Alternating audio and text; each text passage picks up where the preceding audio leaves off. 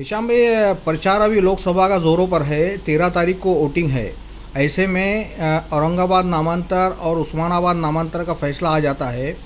आप उसमें याचिका करता है, आप जद्दोजहद किए हैं अदालत में। तो आपको क्या लगता है ऐसे मौके पर फैसला जो आना अदालत का, क्या वोटिंग पे असर हो सकता है इसका? हमें ये लगता है कि ये जो फैसला लाया गया, ये दिया तो अदालत के ज़रिए है, या आया तो अदालत के ज़रिए है, लेकिन हमको सबको ऐसा लगता है कि इसके समय को लेके थोड़ा लोगों के दिलों में बहुत ज़्यादा सवाल हैं कि ये इस समय लाना और उस दिन मुख्यमंत्री जी का यहाँ मौजूद होना, ये सब कहीं ना कहीं एक लोगों के दिलों में सवाल पैदा करता है। हाँ, ये जो नाम बदला गया है सर, कोर्ट की तरफ से जो अभी आपकी याचिकाएं रिजेक्ट की गई पूरी, तो उसको क्या बेस पे रिजेक्ट किया गया और आगे आप इसमें क्या आपका रोल क्या रहेगा आगे? उस दिन रात में, मतलब एक दिन पहले रात में 8:30-9 बजे के आसपास पहले एक मैसेज हमको मिला कि शायद कल फैसला आ सकता है, और उसके बाद हमने देखा तो वो जो मैसेज जो कंप्यूटर पर नज़र आ रहा था वो गायब हो गया। वो वापस हमको फिर देखने को नहीं मिला। फिर थोड़ी देर के बाद फिर वो मैसेज वापस डिस्प्ले हुआ। तो ये भी चीज़ें थोड़ी जो हमारे साथ इंसिडेंट्स हुए वो हम आपको बता रहे हैं। किसकी तरफ से मैसेज? ये मैसेज कोर्ट की तरफ से निकलता है कि भाई अच्छा। ये जो है तो उनकी वेबसाइट पे वो डालते हैं कि कल कौन से मैटर्स हैं, बोर्ड डिस्प्ले होता है, तो उसमें वकीलों को भी मैसेज आता है। भाई साहब को पहले मैसेज आया, बाद में हमने सर्च किया, वो नहीं मिल रहा था। फिर थोड़े एक घंटे के बाद फिर से वो हमको मिला। हमने देखा कि भाई कल सवेरे क्योंकि ये मैटर रखा गया है, तो हम लोग फ़ौरन रात में ही रवाना हो गए। और सवेरे वहाँ जब हम गए तो सवेरे पहला ही मैटर औरंगाबाद का जजेस साहब ने अपने हाथ पे दिया, और उन्होंने ये कहा कि ये सारी याचिकाएं जो हैं औरंगाबाद और उस्मानाबाद से रिलेटेड, इसको हम लोग लैक ऑफ मेरिट की वजह से खारिज कर रहे हैं। और बाकी सारी बातें हमने ऊपर डिस्क्राइब किए हैं। उन्होंने अपने फैसले की तरफ इशारा किया, तो उसमें हमने ऊपर एक्सप्लेनेशन दिए, क्योंकि फैसला हमारे हाथ में नहीं था, इसलिए उस वक्त तो हमको नहीं पता चला। शाम होते होते फैसले की कॉपी हमको नेट पे अपलोड होने के बाद मिली, तो हमने उसमें ये देखा तो पहली चीज़ तो उसमें शेर शायरी लिखी हुई है कि एक गुलाब जो है उसका नाम बदलने से क्या होता है, गुलाब गुलाब ही रहेगा, चाहे आप उसको किसी नाम से पुकारें, उसकी खुशबू और उसकी खूबसूरती कम नहीं होती। ये जूलियट सीजर का, शेक्सपियर का लिखा हुआ उन्होंने एक उसमें फ्रेज इस्तेमाल किया हुआ है। वो देखने के बाद हमको याद आई इलेक्शन कमीशन की जो पहली प्रेस कॉन्फ्रेंस थी, उसमें भी इलेक्शन कमीशन जो इंडिया के हैं आयुक्त साहब, वो शेर शायरी करते हमको नजर आए थे।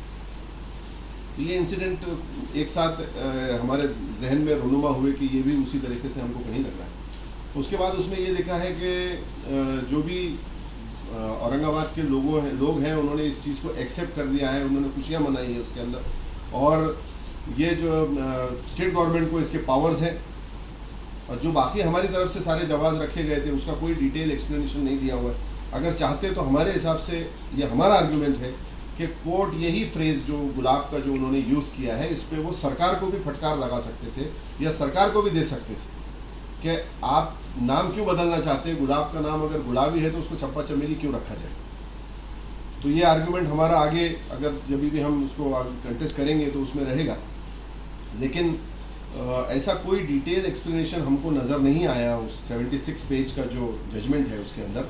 और हमारे जो भी तर्क रखे गए थे कोर्ट में, जो दलीलें रखी गई थी, उसका कोई सेटिस्फैक्ट्री जवाब हमको नहीं मिला है। और सारी याचिकाएं खारिज कर देना, ये भी हमको एकदम, और वो भी अचानक से ऐसे अदालत का, हालांकि उस पर सुनवाई हुई, बहस हुई, और एंड इलेक्शन के पहले ये आना, ये सब चीज़ें जो है तो जहन में कई सवाल पैदा कर रहा है, सिर्फ मेरे ही नहीं और भी सब लोगों के।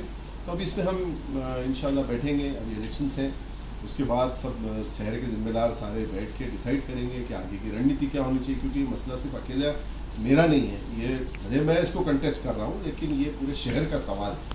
एक इतने बड़े ज़िले को, और this is the final attempt now हमारे पास जो रहेगा, हमारी एक लाइफलाइन, और जो भी हम आगे का फैसला होगा वो आपको बताएंगे। सुप्रीम कोर्ट में आप जैसे कि औरंगाबाद की आप बात करेंगे कि भाई कई लोगों से हम लोग मशवरा करेंगे। इस बार जो गलती आप लोगों से हुई है, पिटिशनर कई ज़्यादा चले गए, मुझे लगता है लगभग 4, 5, 8 पिटिशनर चले गए। तो क्या सुप्रीम कोर्ट में भी इतने पिटिशनर वहाँ पर जाएंगे, या फिर आप ये कहेंगे कि भाई अगर आप जा रहे हो तो मैं आपके साथ हूँ, या मैं जा रहा हूँ तो आप लोग मेरे साथ आ जाइए?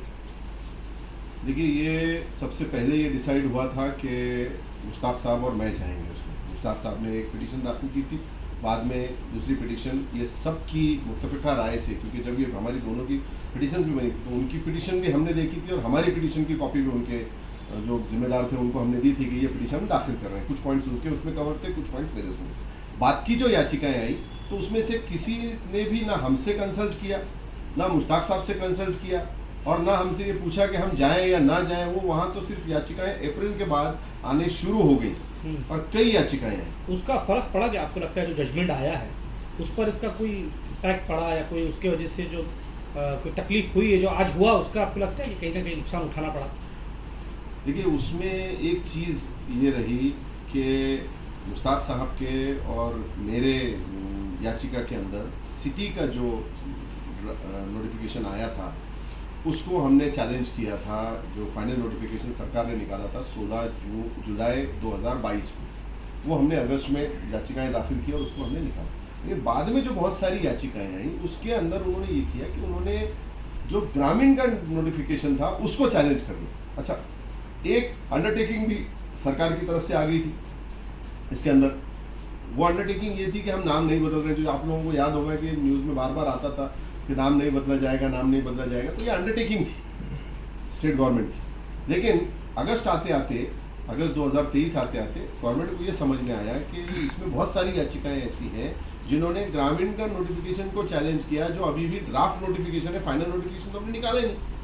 वो पॉइंट उन्होंने अदालत के सामने रेस किया और कहा कि सर इसमें से बहुत सारी जो याचिकाएं हैं वो प्रीमेच्योर है, क्योंकि उसमें ड्राफ्ट नोटिफिकेशन को चैलेंज किया, जबकि ड्राफ्ट नोटिफिकेशन को चैलेंज नहीं किया जा सकता। फाइनल नोटिफिकेशन तो हमने लाया ही नहीं ग्रामीण का, अभी जिले का, विभाग का और डिस्ट्रिक्ट का, डिवीजन का जो है, तो इसलिए उसको खारिज किया जाए। आपको याद होगा कि 30 अगस्त 2023 को सारी याचिकाएं कोर्ट ने ग्रामीण की जितनी भी थी डिस्ट्रिक्ट डिवीजन की वो खारिज कर दी थी और अपना अंडरटेकिंग भी वापस निकाल दिया था। जिसके बाद कोई केस ना होने की वजह से 15 सितंबर 2023 को उन्होंने यहाँ सीएम आए और उन्होंने यहाँ पे अपने दोनों डिप्टी चीफ मिनिस्टर्स को लेके डिक्लेयर करके चले गए। तो ये चीज़ें जो है ये नहीं होना चाहिए आगे। अगर कोई जा रहा है तो उसने जो भी यहाँ के शहर के कुछ जिम्मेदार लोग हैं या जो तंजीमें हैं, जैसे मुस्लिम नुमाइंदा कौंसिल है, जमीयत उलमा हिंद है, जमात इस्लामी है, सबका जो एक जगह सब हम आए सारे के सारे, और भी शहर के जो NGOs हैं, या उसमें एक आपके तब्दील नाम मुखालिफ कमेटी एक है जिसके अंदर पहले से भी गनी मशर साहब के ज़माने से वो चली आ रही है, इसके अंदर शहर के जिम्मेदार और चर्चा करें और उसके बाद अगर किसी को जाना है तो जाए। अगर कोई जाता है बिना सबसे पूछे और अगर खुदा न खास्ता उसकी वजह से शहर को नुकसान होता है तो उसके जिम्मेदार वो खुद होगा। शहर वाले उससे सवाल पूछ सकेंगे कि आपने गड़बड़ क्यों। अच्छा सर, एक अभी सियासत पे इसका कोई असर पड़ सकता है? इलेक्शन जो आ रहा है, किसी पार्टी को फ़ायदा किसी पार्टी को नुकसान, ऐसा कुछ हो सकता है? मैंने आपसे इससे पहले भी कहा था कि इसमें किसी पार्टी ने तो कोई रोल ही नहीं निभाया, तो किसी का इसमें क्रेडिट लेने का अगर है तो वो जाके वो जहाँ संभाजी नगर सेंटिमेंट से वोट मिल रहा है वहाँ ले, चाहे कांग्रेस हो, चाहे NCP हो, चाहे शिवसेना हो, चाहे MIM हो, चाहे और कोई पार्टी हो, उन्होंने सबने इसमें जो है गवर्नमेंट की तरफ से रोल अदा किया। किसी ने भी औरंगाबाद की तरफ से रोल अदा नहीं किया। नहीं, आंदोलन तो किया है ना, MIM ने ओपोजिशन किए, आंदोलन किए, मोर्चा निकाले। उस मोर्चे का, उस आंदोलन का कोर्ट में कोई महत्व नहीं है। कोर्ट में महत्व जब होता अगर 16 जुलाई 2022 से लेके मेरे ख्याल से 23 फरवरी 2023 तक के वक्त था सेंटर की NOC आने का, उस बीच में अगर होम मिनिस्ट्री को लेटर लिखा जाता कि हम इसका ऑब्जेक्शन दे रहे हैं, क्योंकि मैंने आपको बताया था इससे पहले भी कि ये सारा जो बना है ये ex-MP चंद्रकांत खैरे जब उस वक्त शिवसेना की जो राजनीति करते थे, कट्टरवाद की जो उनकी राजनीति थी, वो उन्होंने लेटर लिखा था और उनके लेटर पे ये काम हुआ था। तो जब ex-MP अगर दे रहा है तो उसको सिटिंग की तरफ से वो होना चाहिए था, काउंटर होना चाहिए था, जो नहीं हुआ। अगर होम मिनिस्ट्री में लेटर लिखा जाता तो शायद वो NOC रुक सकती थी और ये जो नाम बदलने की प्रक्रिया है उसको वहीं ब्रेक लगता था। तो होम मिनिस्ट्री का कोई लेटर हो या प्राइम मिनिस्टर ऑफिस का कोई लेटर हो या राष्ट्रपति कार्यालय का कोई लेटर हो या पार्लियामेंट की कोई स्पीच हो जो ऑन रिकॉर्ड होती है गवर्नमेंट के पास, या इसके अलावा कोई कोर्ट में केस हो, तो फिर हम उसको रिकॉर्ड, मैंने तो ये मांगा भी था कि अगर ये हमको मिलता है तो ये हमको रिकॉर्ड काम आएगा हाई कोर्ट में दिखाने के लिए। लेकिन अनफॉर्चुनेटली ऐसा कोई रिकॉर्ड मुझे कभी मिला ही नहीं। लेकिन सीएम बोल रहे हैं कि नाम हमने बदला है, हमने निर्णय लिया है, तो आप महायुति के उम्मीदवार के साथ जाइए, महायुति के उम्मीदवार को वोट कीजिए, ऐसा भी अपील की जा रही है शहर में। वो जो उनका जो जिस मकसद के लिए उन्होंने किया था, जो संभाजी नगर का उनका जो एक था कि उसके अंदर हम हिंदुत्व के नाम से वोट मांगेंगे, वो उनके वोटर्स को अपील कर सकता है। लेकिन जो सेंटिमेंट जो तबका एक बहुत बड़ा शहर में ये है जिन्होंने लाखों की संख्या में ऑब्जेक्शंस दाखिल किए थे, तो वो जो सेंटिमेंट है जो चाहता है कि इस शहर की शिनाख्त बची रहे, इस शहर का नाम औरंगाबाद बचा रहे, वो तो सीएम के साथ नहीं जाएंगे या उनके उम्मीदवार के साथ नहीं जाएंगे। तो जाना कहाँ फिर? मैं इस बारे में, मुझे नहीं लगता कि मैं आपको इस बारे में कुछ कहना सही रहेगा, क्योंकि मैं इलेक्शंस के अंदर नहीं हूँ, ना मेरा कोई कैंडिडेट। आप तो सियासत से दूर मैं है। यही कहूँगा कि जो मुल्क के एतबार से, इससे पहले भी मैंने आपसे कहा कि जो भी इस वक्त सारा तबका है, चाहे मुस्लिम हो, चाहे दलित हो, चाहे किसान हो, हिंदू हो, मुस्लिम हो, कोई भी हो, सब लोग परेशान हैं। तो हम चाहते हैं कि जो सेंटर की सरकार है वो हटे और एक सेकुलर सरकार, जो अब हालांकि सेकुलरिज्म तो सब पार्टियों ने छोड़ दिया है, लेकिन फिर भी बीजेपी के खिलाफ कोई सरकार बने।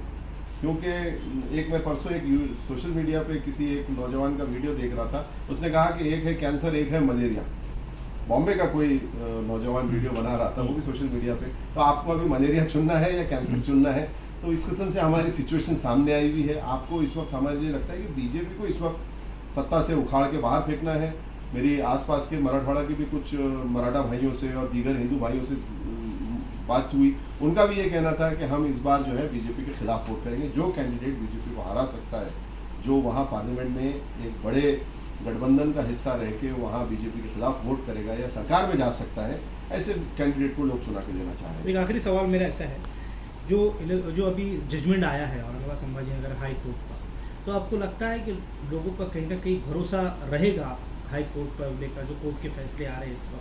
क्योंकि पिछले 1995 में भी लड़ाई लड़ी गई थी, स्टे मिला था। अब हाई कोर्ट में 1 साल और एन वक्त पे ये इलेक्शन के वक्त में जजमेंट आना, जैसे आप कह रहे हैं कि ऑनलाइन दिखा रहा था कि कल जजमेंट है, फिर दिखा रहा था कि नहीं है, जैसे आप कह रहे हैं, तो आपको लगता है कि ऐसा कि लोग भरोसा करेंगे? देखिए, लोग जो है वो, उनके पास इस वक्त न्यायालय के ऊपर विश्वास रखने के अलावा दूसरा कोई ऑप्शन नहीं है। कोर्ट के जजमेंट में ये भी आया है कि यहाँ के लोगों ने कोई ऐसा उसमें विरोध नहीं किया, लोग खुशियाँ मना रहे थे और जो है तो लोगों का इसमें सभी तबके के लोगों ने इसको एक्सेप्ट किया है, ऐसा उनके ऑब्जर्वेशन में हमको देखने के लिए मिला। एफिडेविट में नहीं, एफिडेविट में है गवर्नमेंट के उसके अंदर, और उसको उन्होंने कोर्ट के जजमेंट में भी दिया है। तो इस वक्त जो विरोध करने का जो ऑप्शन था या जो वक्त था, वो अब हम गंवा चुके हैं। अब उसको अगर विरोध करना था या डट के विरोध होना चाहिए था, वो वक्त था, लेकिन अनफॉर्चुनेटली हमारे सियासतदानों ने सब रैप अप करके उसको ख़त्म कर दिया। हम तो कोर्ट में लड़ाई लड़ रहे थे, तो ये यहाँ के लोकल जो लीडर्स थे, ये सब उनकी काम था कि वो उस एजुटेशन को, उस जो भी था आंदोलन था, उसको आगे बढ़ाते, उसको तीव्र करते, ताकि वो इंटरनेशनल मीडिया में इसमें हर जगह रिकॉर्ड होता और वो कहीं ना कहीं कोर्ट के पास इतना कॉग्निजेबल हालत में पहुंचता कि कोर्ट उसकी कॉग्निज लेती थी। लेकिन अनफॉर्चुनेटली उसको एक मजाक के तौर पे पेश करके नौजवानों ने तो अपना हक अदा किया, लेकिन उसको प्रॉपरली लीड नहीं किया गया वैसे। तो आपको लगता है सुप्रीम कोर्ट में न्याय मिलेगा? जी, आपको लगता है सुप्रीम कोर्ट में न्याय मिलेगा?